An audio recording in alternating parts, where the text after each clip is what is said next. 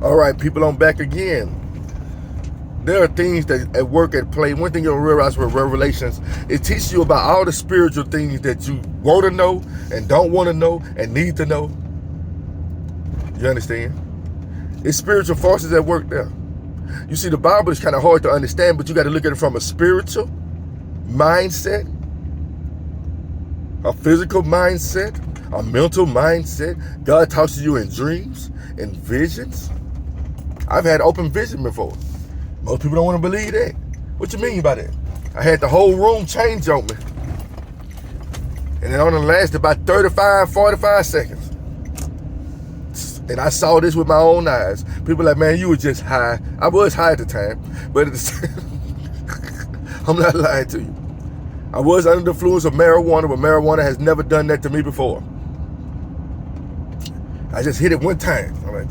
I went downstairs like I was cast away. I thought I was Enoch. You understand? And I wouldn't even cast away. I was in the kitchen in my brother's house. The room just started changing. I'm like, they started revealing some things to me. Most people are like, oh, you just hallucinating. Whatever you want to call it. It was real to me.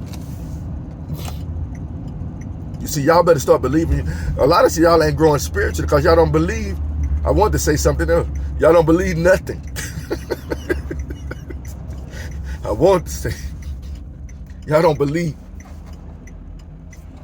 nothing at all. Got no faith in nothing.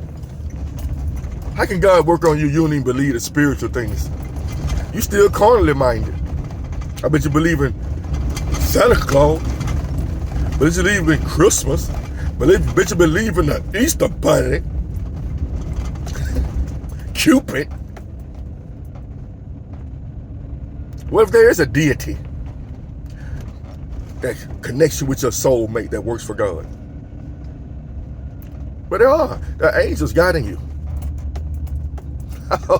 Oh, you sound crazy right now. I am crazy. I'm a fool for Christ. Like my mom used to say, I'm a fool for Christ's sake. You might want to become a fool in order to get closer to Christ. Paul said it. Most believers who really wake up spiritually start saying it. It's like a pattern. I'm crazy as hell. And I'm not going to take this anymore. He said mad as hell, bro. But look at all the things that the Bible said. I ain't got to cover it with you again. I just told you what the Bible said. Read it for yourself. I just told you how you get protection from all this stuff. Psalms, praying.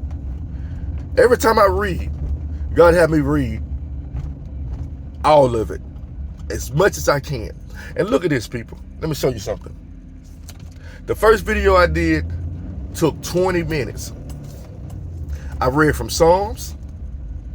I read 2 chapters in Revelations. 20 minutes.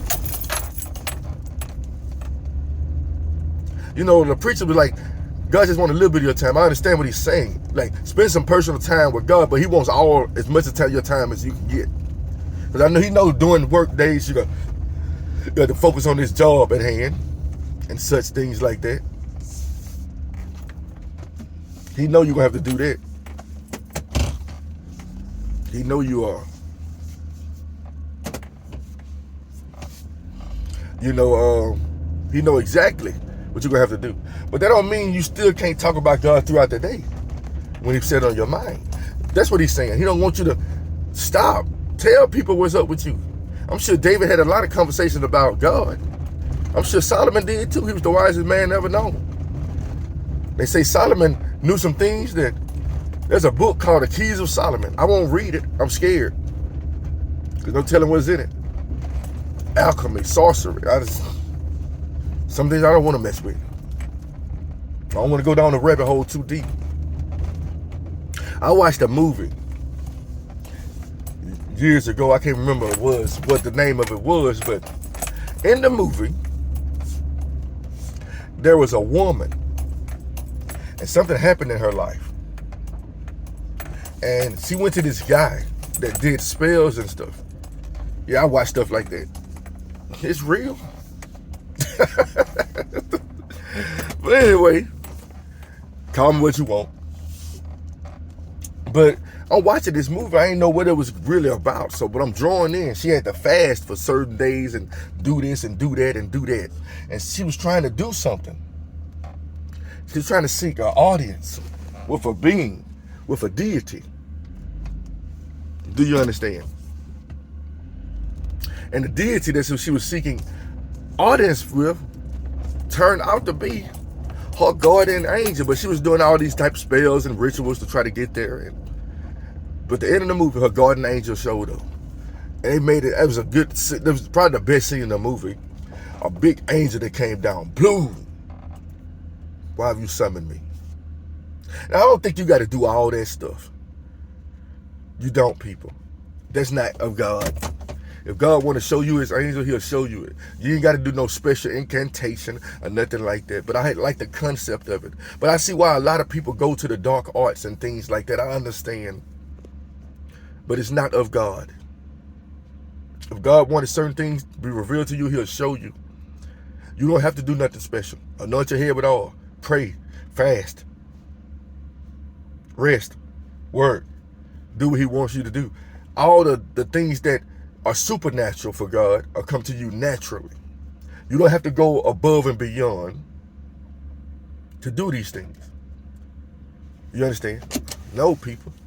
You're just making yourself worse and worse. You're messing with things that are above your pay grade. You understand? And a lot of people don't even realize who do these things, that why their life go up and down all the time. One thing will go right, one thing go wrong. You know, there are things that happen in your life because you caused it. And there are things that happen in your life because you didn't cause it. But just knowing that you're living a life pleasing to the Lord lets you know that I didn't cause this. But when you're doing evil and doing wickedness, the first thing comes to most people, oh man, I should have did that. That came back on me. I reaped what I sowed on that. I reap what I sowed. You understand, people? But Revelations is there for you. The Bible is there for you. It tells you so many specific things to look out for. The number of the beast is clear. Has he revealed himself yet? But his number is already revealed. You understand? Crazy, ain't it? And his number is so revealed that people use it all the time. Movies use it. People like, I don't believe in the Bible. But why do people use 666 so much? What other book you got that from? I'm just asking you a question. What other book did they come up with the number 666? Please tell me what book. If it ain't, it's written in the Bible. That number has been regenerated over centuries. Why? If it's so fictional, why does Hollywood push it so much? And they give it for the devil. They try to make it look, they try to put it out there, oh, it's just a joke. It's dead serious. You understand? Be careful with that 666. You know, a lot of gangs are cults. And those hand signals looking like Naruto running around are cultic. I talked to a gangster disciple spiritually. And I was telling her, like, man, it sounds like something wrong with you. He was like, your discernment. I was like, you heard his voice. He was like, your discernment is good. I'm like, what? I'm like, you got something in you. Then he started telling me the story about the gangster disciples and the Freemasons. I didn't ask for it. He volunteered it to me. These are people that are part of it, part of the cult. They know that. They like to call on Lucifer, Satan, the devil, his deities, who actually used to work for God and still work for God, don't even realize it. The story of Job is like this. If you love me, let's see if you stay strong with me. If you love God, you won't give up on him. If you give up on him, obviously you must then love God wholeheartedly. Have a blessed day.